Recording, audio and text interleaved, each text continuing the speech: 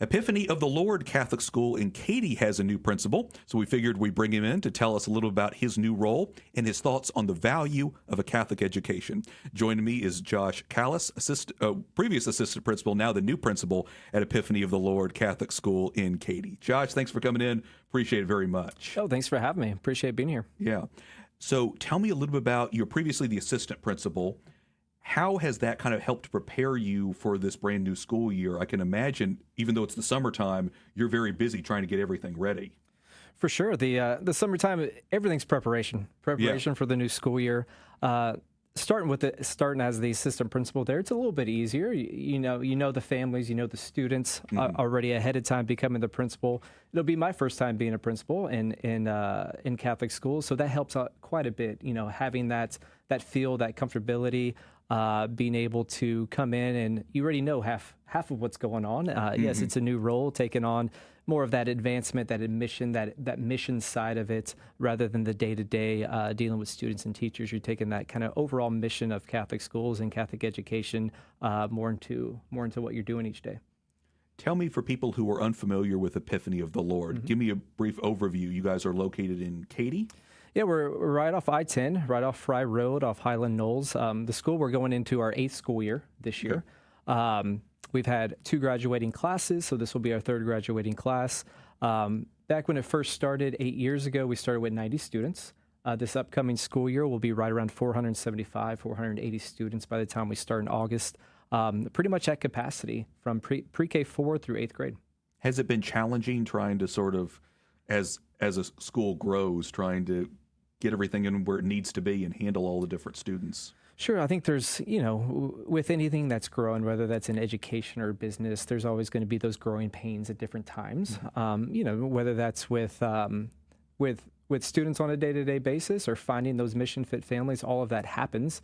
And but we've taken that in stride and continue to grow in the school. Yeah. Tell me, for people who are unfamiliar with what happens at a school during the summertime, a lot of people take off but don't realize that a lot of staff and teachers do a lot of preparation. That's right. So really, it's getting that school ready for the next school year. So whether you need to hire new teachers, new people within the office, new people within administration. This year, me taking over as principal, we had to find a new assistant principal. So that's all happening throughout the summer. So you're doing a lot of that human resource background. Within the school, you're setting everything up. So whether that's maintenance on the school building, if you're working on painting, any repairs, plumbing, electrical, all of that's going to get done and ready for the students as they start in August. It's a great time to do that. And then on the academic side, you're ordering all the new materials. If you're ordering new curriculum, that's when you're working on that. All the new pencils, papers, all those little things that you think about that are just there, that's all happening in the summer. Yeah, very good. I want to ask you a little more, Josh, about your own background. Have you always had an interest in education? I think it was always there. I actually started in business and marketing. I was actually in marketing sales for my first 5-6 years out of college, and kind of always felt like something was missing. I was always looking for that mission fit, and I always had a passion for coaching. So I was always coaching in my years in business, and kind of just felt the calling. And in one of those summers, I was like, I'm just going to take the leap and go get my certification, and jumped in and got my teaching certificate, and then kind of took off from there with teaching. I've taught in all sorts of grades, from early elementary, middle school, into high school. This will be my 13th year in education overall. They've all been within Catholic education. And so it's kind of led me there. And now my last 6 years, or actually my last 5 years as assistant principal, and my first year as principal upcoming, has all stayed within Catholic education. And I want to say you got, was it a master's at the University of St. Thomas? Correct. So actually, I got my bachelor's in business marketing back at University of Houston, and then a couple years ago, finished up my educational leadership at the University of St. Thomas. What is the value of that, do you think, having that? No, I think that's where it starts, right? Your education, your background, your foundation, whether that's within elementary school or at a collegiate level, that's going to be a huge thing of what you're listening to on a daily basis, the morals and values that are taught at a college level. It's the same thing at that elementary level, right?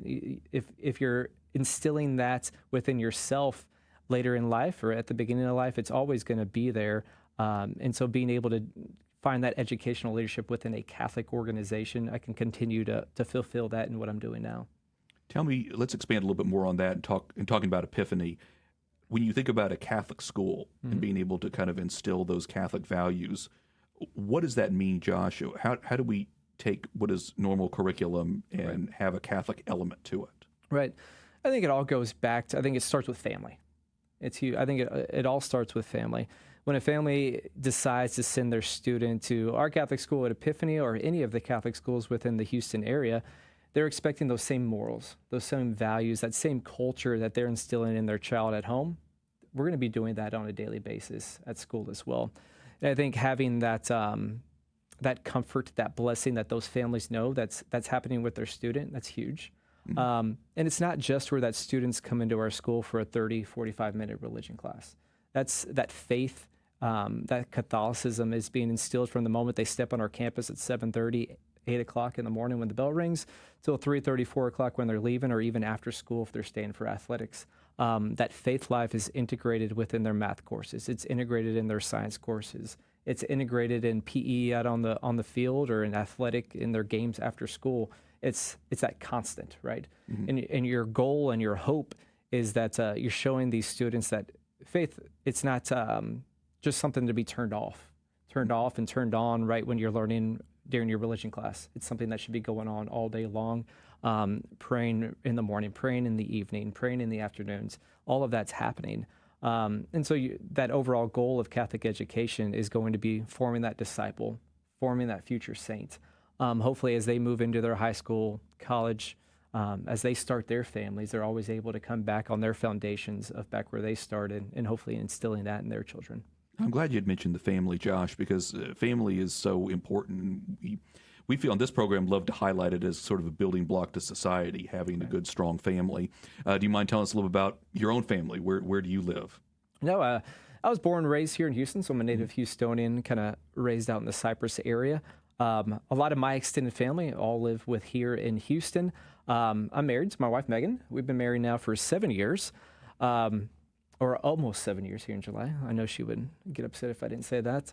And then we have 3 young children. Our oldest is George. He's 6 years old, and he's going into first grade at Epiphany, so he'll be with me another year at school. And then Maximilian, he's 3 years old. And then we just had our youngest baby, Theodore, and he's, 2 months old now. Oh, wow. Yeah. Just 2 months. Very good. What a blessing to have that.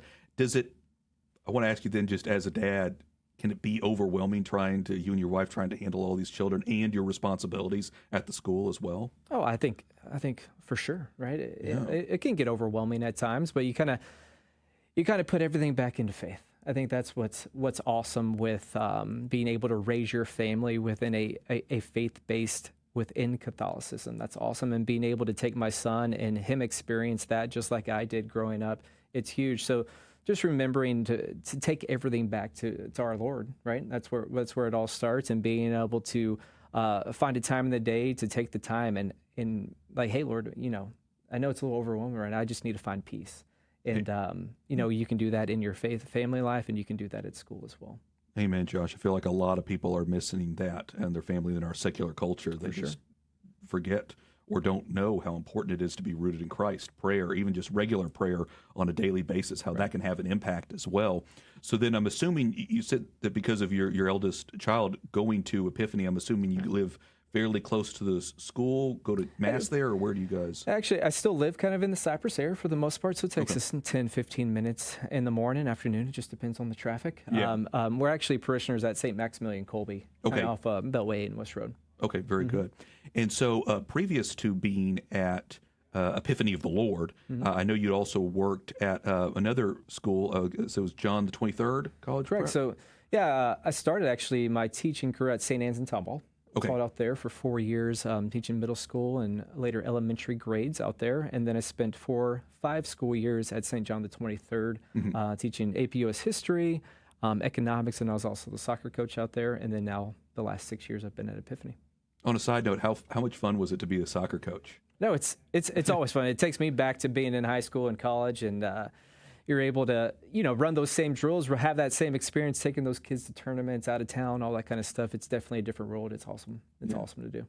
Well, now having, thinking about all of those different roles that you've done at Catholic schools in different capacities, how do you think working at a Catholic environment like that, at a Catholic school, has helped you grow as a person, whether it's spiritually, professionally?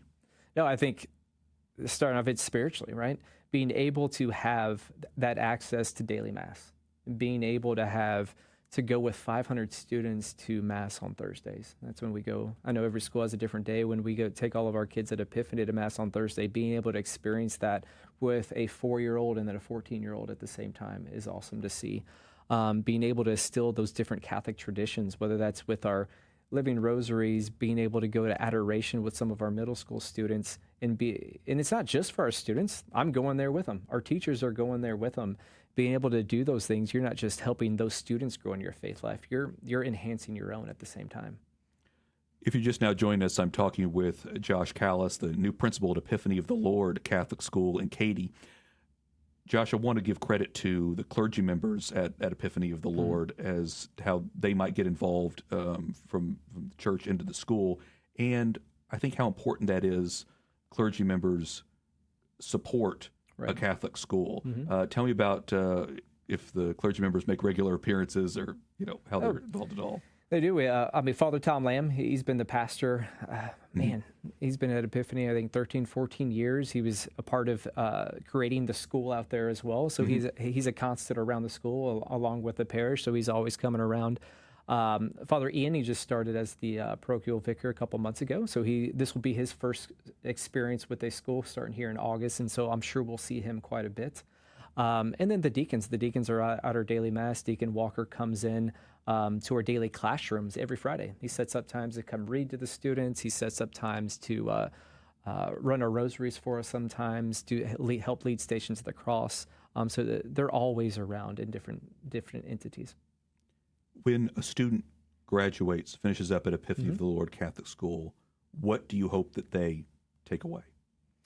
I hope, and it's a great question. We talk about it all the time. Like, that's what do you want of your graduate, right? What do you want? I think the main thing is you want somebody with a faith-centered foundation in Catholicism, right?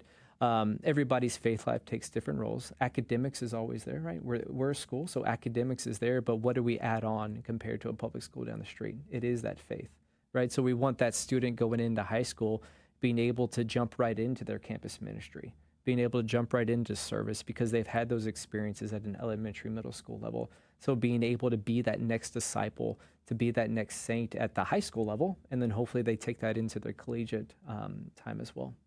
Any particular students that have gone on since you started that you're proud of or still following and talking to? I think so. That it's been, I get asked that question quite a bit. I go back to my first 3-4 years teaching back at San Antonio Tomball, and now those kids they're well into their careers now, and mid-20s, or later 20s now, some of them as well. And so being able to catch up, and social media makes that easy. So they all friend you later on, and you're able to catch up to see where they're doing. But a lot of them stay in touch all the time. With what they're doing, updates. Some of them are married now, have children of their own too. Some of the students that I coached with in high school, some of them were great soccer players. So we're going back to soccer a little bit. But I've kept up with a couple of them that are playing in Europe and across the sea. It's been cool to see and keep up with them as well.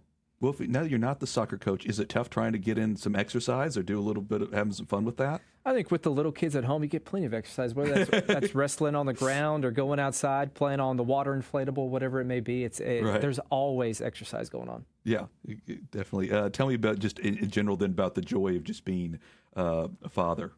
No, I mean, that's my number one job. Yeah, taking over a new role is going to be kind of, overwhelming at times and a lot going on, but trying to center yourself and make sure that you're there at home, that's your number one goal. And it's been awesome to see my kids grow, and I love the chance for my kids to come to school with me. I think that's very rare, especially on the father side, where a father can bring his kids to school with them and see them grow at the same time.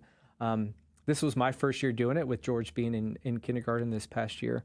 So it was cool to see him experience and him grow in all sorts of capacities, in academics, in his spirituality, and his faith life this past year. Well, but I think that's our number one joy. Absolutely. Well, we on this program love to pray for all of our Catholic families, and again, the importance of family as kind of that building block for society is so important. Before I let you go, Josh, I do want to ask you if you have any favorite personal devotions. I love to ask people if they have a favorite saint or favorite prayers or anything like that they like to go to, whether it's good times or tough times, anything that you just feel real comfort in. No, I think I go back to, and I give credit to my wife on this, is going back to doing our daily rosary. I love, we try to do that with our kids at home on a daily basis. Sometimes it's not every day, whether that's 3 times, 4 times a week. I think being able to find that time as a family to really pray and hopefully show our kids like, hey, this is important and we're doing this every day. Even if we have a million things going on, we're going to set aside 20, 30 minutes at the end of the day to make this happen. So I think that would be a big thing that has been awesome to see and hopefully grow as our family continues to grow too. Very good. A good reminder to pray the rosary. Josh, if people want to learn more about Epiphany of the Lord Catholic School, give me the website. What do they need to do? Yeah, you would just jump on. It's epiphanycatholic.school. It's got a ton of information. Credit to our IT guy at school. He does a great job with that. But it has all the information on admissions, advancement, anything that you'd like to know on academics, on any of our events that are coming up as well. Very good. Well, Josh, many blessings to you here taking over as principal. I'm glad that, like I said, you had this role of assistant principal to kind of work your way in, learn a bit about it. And I know there's going to be a lot of people praying for you and praying for all of the staff and teachers and everybody at Epiphany of the Lord as you begin the next school year as well. Josh Kallus, again, principal at Epiphany of the Lord. Thank you so much for being here. We really appreciate it. Thanks for having me.